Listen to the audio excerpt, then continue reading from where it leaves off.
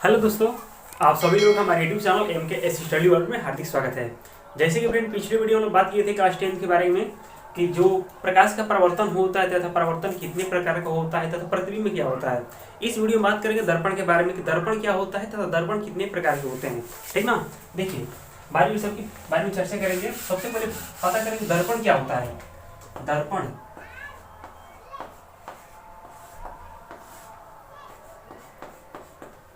ठीक, देखिए यदि किसी चिकने पारदर्शी माध्यम को, ठीक ना, यदि किसी चिकने पारदर्शी माध्यम को एक पृष्ठ पे कलई कर दिया जाए। कलई किसका किसका होता है, या तो लाल ऑक्साइड की कलई करेंगे, या तो मतलब कि चांदी की कलई करेंगे, या तो पारा की कलई करेंगे, या तो क्या करेंगे, तरपीन के तेल की कलई करेंगे। तो ही बोल रहे हैं कि मतलब यदि किसी पारदर्शी माध्यम क्या होता है, मतलब कि ऐसा मतलब माध्यम होता है जिसमें प्रकाश आर पार निकल जाए। ठीक ना, तो उसी को मतलब कि एक सतह पे कलई कर दिया जाए तो मतलब कि दूसरा सतह उसका परावर्तक पृष्ठ बन जाता है। परावर्तक पृष्ठ मतलब कि दर्पण बन जाता है, उसे दर्पण कहते हैं। देखिए इसकी परिभाषा लिख रहे हैं, यदि किसी पारदर्शी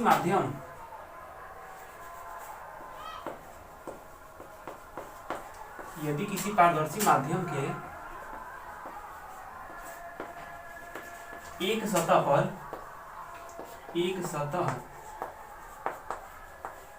पर कलई कर दी जाए तो उसका दूसरा सतह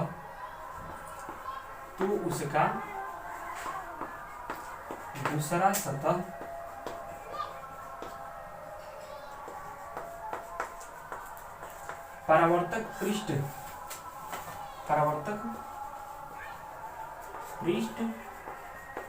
बन जाता है, उसे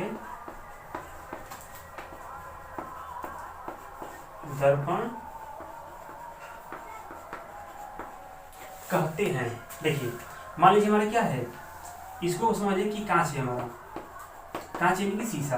ठीक ना, कि कांच मतलब क्या होता है, पारदर्शी माध्यम होता है ना, मतलब कि पारदर्शी माध्यम उसे कहते हैं जिसमें मतलब कि प्रकाश का किरण अधिकांश भाग आर पार निकल जाता है। देखिए यदि ऐसा कांच रहेगा तो इसमें प्रकाश की किरण को डालेंगे तो बिना विचलित हुए ना बिना परिवर्तित हुए क्या होता है, सीधे निकल जाएगा। यदि मतलब उस पर कलई नहीं करेंगे तब तो, लेकिन हम दर्पण के लिए क्या बोल रहे हैं कि ऐसा पारदर्शी माध्यम जिसके एक सतह पे कलई किया जाए। ठीक ना, तो मान लीजिए इसके नीचे वाले सतह पे कलई करें चाहे ऊपर वाले सतह पे कलई करे, बात वही होता है। देखिए मान लीजिए नीचे हम कलई कर दें ऐसे करके, ऐसे में कलई हो गया।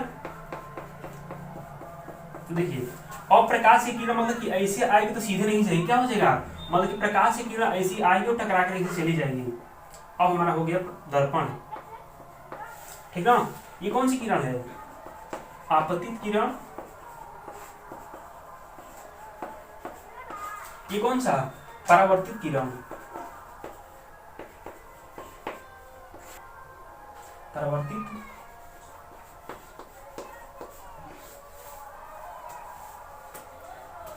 देखिए आने वाली किरण को बोलते हैं आपतित किरण, तथा दर्पण से टकराने के बाद जो किरण जाती है उसे बोलते हैं परावर्तित किरण। ठीक ना, तो दर्पण क्या बोले, मतलब कि एक ऐसा पारदर्शी माध्यम जिसके एक सतह पे कलई किया जाए तो उसका दूसरा पृष्ठ क्या हो जाता है, परावर्तक सतह बन जाता है, वही हमारा क्या कहलाता है, दर्पण कहलाता है। और दर्पण के ऐसा गुण होता है कि मतलब उसमें प्रकाश की किरण को जब भी डाला जाता है तो प्रकाश की किरणों को पूरा का पूरा किरण को परावर्तित कर देता है ना। तो देखिए अपनी किरण मतलब कि यदि परावर्तक सतह रहेगा उसका मतलब कलई की ओर कांच रहेगा तो मतलब कि ऐसा होगा नहीं, मतलब कि प्रकाश की किरण आए और उसके अंदर से कांच करके चली जाए, ऐसा नहीं होगा। ऐसा कब होगा, मतलब कि जब उसकी एक सतह पे कलई ना करेंगे तब मतलब कि आएगा प्रकाश, और जिस माध्यम आएगा मतलब सीधी रेखा में सीधे हम चले जाएगा। अरे सुनो ना, लेकिन जैसे उसके एक सतह पे कलई कर दिया जाएगा तो मतलब वो बन जाएगा हमारा दर्पण। देखिए तो दर्पण मतलब कि दो मुख्यतः दो प्रकार का होता है, इसी बारे में चर्चा करें। देखिए हम दर्पण दो प्रकार का होता है, दो प्रकार का होता है। पहला होता है समतल दर्पण,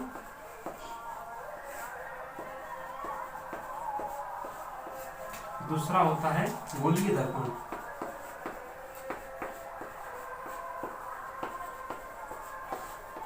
ठीक ठीक ना। देखिए समतल दर्पण मतलब कि वह दर्पण जिसका परावर्तक पृष्ठ चाहे परावर्तक शब्द एकदम समतल होता है उसे बोलते हैं समतल दर्पण। ये बताइए कौन सा दर्पण है, ये समतल दर्पण है। समतल दर्पण, वह दर्पण, समतल दर्पण किसे कहते हैं, वह दर्पण जिसका परावर्तक पृष्ठ क्या होता है, समतल होता है उसे बोलते हैं समतल दर्पण। और गोलीय दर्पण किसे कहेंगे, तो वह दर्पण जिसका परावर्तक पृष्ठ गोलीय होता है उसे बोलते हैं गोलीय दर्पण। इसमें इसके दो भाग होते हैं, एक होता है अवतल दर्पण, एक होता है उत्तल दर्पण। अवतल दर्पण और दूसरा होता है उत्तल दर्पण।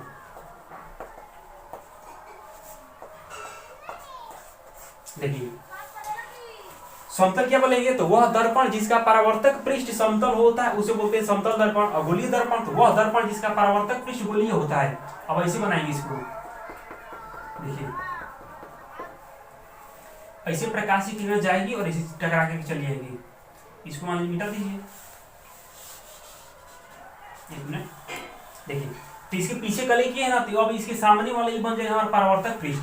तो इसका क्या था कि वह दर्पण जिसका परावर्तक पृष्ठ समतल होता है उसे समतल दर्पण, और वह दर्पण जिसका परावर्तक पृष्ठ गोलीय होता है, देखिए बोले ना, वह दर्पण जिसका परावर्तक पृष्ठ गोलीय होता है उसे बोलते हैं गोलीय दर्पण। तो गोलीय दर्पण दो प्रकार का, अवतल दर्पण और कौन सा, उत्तल दर्पण। देखिए यहाँ पे दर्पण कितने मिल गए, तो दर्पण की संख्या होती है 3। कौन कौन सा, समतल दर्पण, उत्तल दर्पण और कौन सा, उत्तल दर्पण। लेकिन प्रकार पूछेगा तो प्रकार मतलब कि दर्पण का दो ही प्रकार होता है, एक होता है समतल दर्पण और गोलीय दर्पण। देखिए इसके लिए आप यहाँ समझा रहे हैं कि मान लीजिए हमारे पास मतलब कि एक काला पेन है, ठीक ना, एक काला पेन और एक लाल पेन, एक नीला पेन। इसको इसे कर लीजिए कि एक है लाल कलम, ये नीला, ये काला। देखिए यहाँ पे लाल कलम की संख्या कितनी है, 2 है, नीला कलम की संख्या 1, काला कलम की संख्या 1। और देखिए अब पूछा जाएगा कि हमारे पास कुल कितने पेन हैं, तो कुल कलम कितने, 1 2 3 4। हमारे पास कुल कलम कितने निकले, कुल, ठीक ना, टोटल कलम कितने हैं, तो 4 कलम है। ये पूछा जाए कि हमारे पास कितने प्रकार के पेन हैं, तो प्रकार देखिए 1 2 3, क्यों, काला एक प्रकार हो गया, नीला एक प्रकार हो गया और लाल कैसा हो गया, तीसरा प्रकार। पूछा जाएगा मतलब कि कितने प्रकार के कलम है, तो हमारे पास 3 प्रकार के कलम हैं। वही पूछे कि हमारे पास कुल कितने कलम है, तो हमारे पास कुल कितने कलम है, 4 कलम है। वही होता है कि दर्पण का कितने प्रकार के होते हैं, तो दर्पण 2 प्रकार का होता है। और दर्पण कितने होते हैं, तो दर्पण मतलब 3 होते हैं, समतल दर्पण, अवतल दर्पण और उत्तल दर्पण, ठीक ना। इतना आप लोग नोट करिए। चलिए तो देखते हैं समतल दर्पण के बारे में, ठीक ना, बारी बारी से सबके बारे में चर्चा करेंगे। पहले कौन सा दर्पण था, यहाँ पे लिखेंगे समतल दर्पण, समतल दर्पण, ठीक। इसका डिफिनेशन लिखते हैं, देखिए वह दर्पण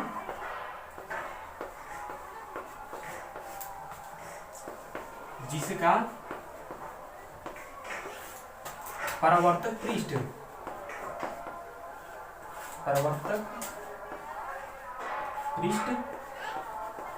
समतल होता है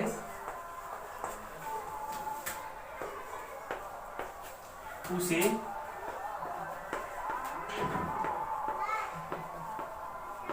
समतल दर्पण कहते हैं। इसका फिगर कैसे बनाएंगे, देखिए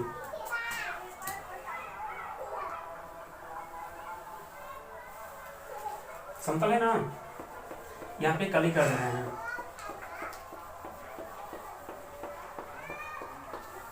इसको मान लीजिए M1 E2 नाम देंगे, कुछ भी हो जाएगा, A B X Y Z कुछ भी हो सकता है।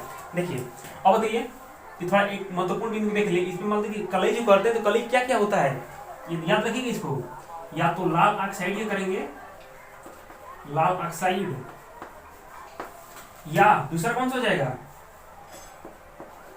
सिल्वर ब्रोमाइड, AgBr, ठीक, या चांदी का सीधा लिख दीजिएगा, ठीक, या Hg मतलब क्या होता है, पारा, इसका लिख देंगे चांदी, ठीक। ये सिल्वर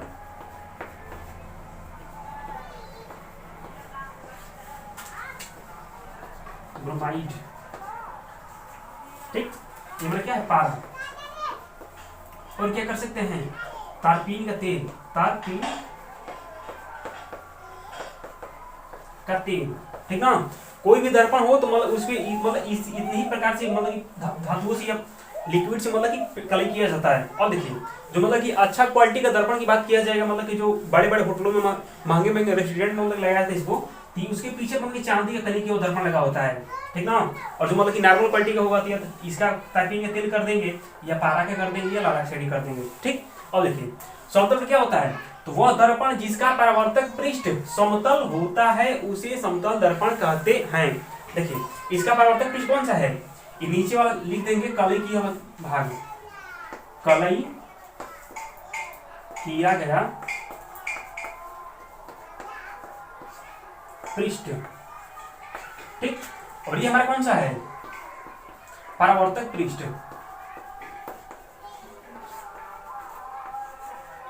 ठीक ना। देखिए यदि इसमें सूर्य के प्रकाश में कोई भी किरण डालेंगे, ऐसे ऐसे किरण आएगी और ऐसे टकरा करके चली जाएगी, ठीक ना। ये कौन सी किरण है, आपतित किरण, आपतित किरण। ये कौन सी, परावर्तित किरण, परावर्तित परावर्तित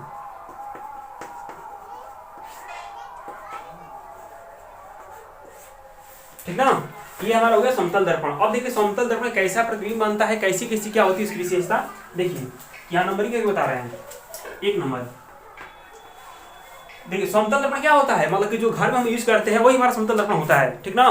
ठीक बताइए उसमें प्रतिबिंब उल्टा बनता है सीधा बनता है, बताइए तो। जो मतलब कि घर में मतलब कि चेहरा देखते हैं ना, तो मतलब कि वही हमारा होता है समतल दर्पण।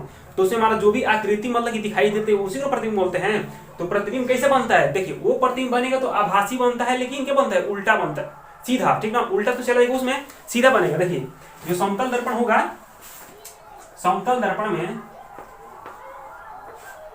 समतल दर्पण में किसी वस्तु का प्रतिबिंब, किसी वस्तु का प्रतिबिंब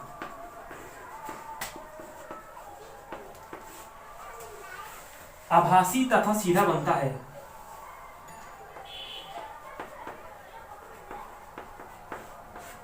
आभासी तथा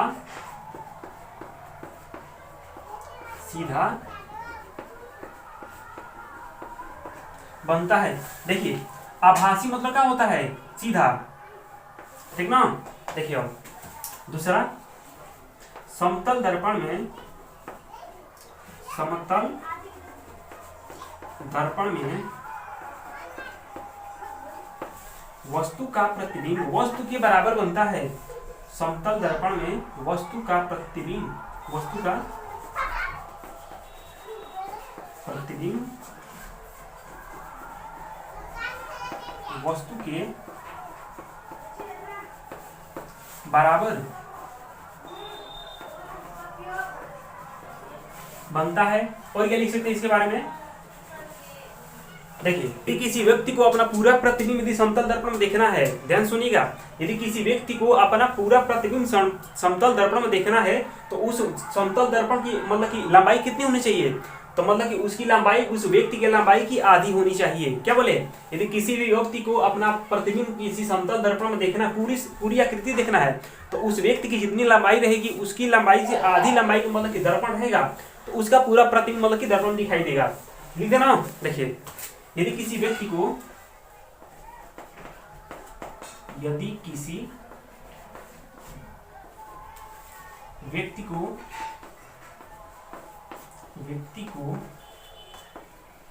अपना पूरा प्रतिबिंब, अपना पूरा प्रतिबिंब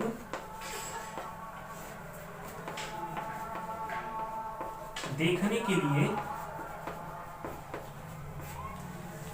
के लिए उसकी लंबाई के, उसके लंबाई के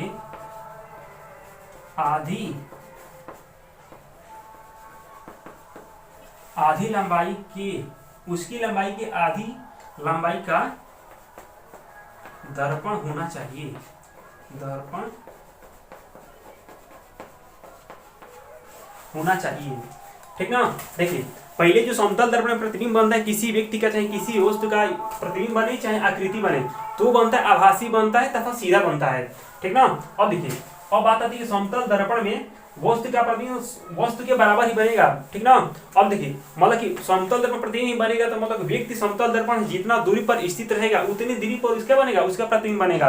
याद रखिएगा यदि किसी भी व्यक्ति का मतलब कि समतल दर्पण की आकृति बन रही है तो दर्पण से जितनी दूरी पर वो खड़ा होगा तो उतनी समतल मतलब कि दर्पण उसकी अंदर मतलब कि दर्पण में जितने जो होता है ना, दर्पण से जितनी दूरी पर मतलब व्यक्ति खड़ा रहेगा उतनी ही दूरी पर उसकी क्या बनेगा, दर्पण में उसकी आकृति बनेगा। कौन सी दर्पण में, समतल दर्पण में। इतना तो नोट करिए। चलिए हम थोड़ा इसको लिख दिए। ठीक ना, क्योंकि ज्यादा वीडियो लंबा हो जाएगा इसलिए पहले क्या किए हैं 3-4 लाइन लिख दिए। देखिए ये क्या है, यदि दर्पण को थीटा कोण से घुमा दिया जाता है तो प्रतिबिंब 2 थीटा कोण से घूम जाती है। इसको याद रखिएगा, यदि दर्पण को मतलब कि थीटा कोण पे से घुमा दिया जाए तो मतलब कि जो भी उसमें प्रतिबिंब बनेगा, आकृति बनेगा, उसमें मतलब कि जो भी प्रतिबिंब बनेगा वो 2 थीटा कोण से घूम जाता है। और बात यदि है यदि किसी वस्तु की चाल भी है, ठीक ना, तो दर्पण में प्रतिबिंब की चाल दुगुना हो जाएगी। जैसे कि मतलब कि यदि कोई वस्तु मतलब कि 5 मीटर प्रति सेकंड की चाल से चलते हुए दर्पण के सामने आ रही है तो उसका चाल मतलब कि प्रतिबिंब में देखने पर चाहे दर्पण में देखने पर उसकी चाल मतलब कि 10 मीटर प्रति सेकंड से दिखाई देगी। आ समझो ना, मतलब कि वस्तु की चाल भी है तो उसका भी क्या होगा, दुगुना दिखाई देगा प्रतिबिंब उसकी चाल। अब बात अगला, समतल दर्पण की फोकस दूरी क्या होती है, अनंत होती है। इसकी फोकस दूरी क्या मतलब कि अनंत, इसका मतलब सीमा ही नहीं होता है। अब देखिए इसका उपयोग हम प्रतिबिंब क्या करते हैं, चेहरा देखने के लिए करते हैं। आगे सुनना है, समतल दर्पण के क्या था इतना महत्वपूर्ण, मतलब इतना भी बहुत क्या था, इंपॉर्टेंट था, इसलिए सब बता दिए। पहले क्या बताया समतल दर्पण, तो वह दर्पण जिसका परावर्तक सतह क्या होता है, समतल होता है, उसे समतल दर्पण कहते हैं। और समतल दर्पण बना प्रतिबिंब कैसा होता है, आभासी होता है तथा सीधा होता है। ठीक ना। अब देखिए इसमें मतलब कि किसी व्यक्ति को अपना प्रतिबिंब देखना है तो मतलब कि दर्पण की लंबाई कितनी होनी चाहिए, उस व्यक्ति की लंबाई की आधी की लंबाई का दर्पण रहेगा तो वह व्यक्ति क्या करेगा, अपना पूरा प्रतिबिंब उस दर्पण में एकदम सीधा सीधा देख सकता है।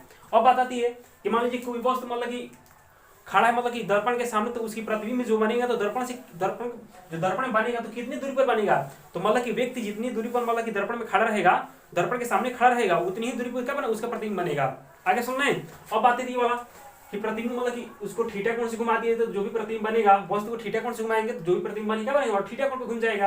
अब बात है किसी वस्तु की चाल भी है तो दर्पण में प्रतिबिंब की चाल कितना दिखाई देगा, दुगना दिखाई देगा, दुगना समझिए। अब समतल दर्पण की फोकस दूरी क्या होती है, अनंत होती है। इसका उपयोग क्या करते हैं, प्रतिदिन चेहरा देखने के लिए करते हैं। किस दर्पण का, समतल दर्पण का। ठीक ना। तो चलिए आगे चलते हैं, हम चर्चा करेंगे अगली वीडियो में गोलीय दर्पण के बारे में। ठीक ना। यदि आप लोग वीडियो अच्छा लगा हो तो लाइक सब्सक्राइब शेयर जरूर करें। ठीक, धन्यवाद।